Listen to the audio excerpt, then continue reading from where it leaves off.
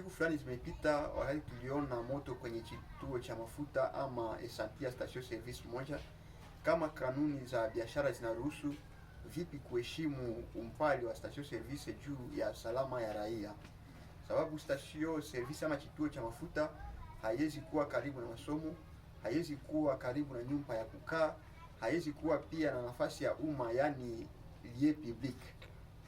Kulingana na yale ambayo sheria inasema, ani sheria ya 2015, sheria ya 2016 ambayo inayozungumzia juu ya mafuta ya taa kama petrole, na pia kunakuwa agizo ya ministre, yani arrete ministeriel ya 2018 inayoruhusu kupana autorisation ya construction.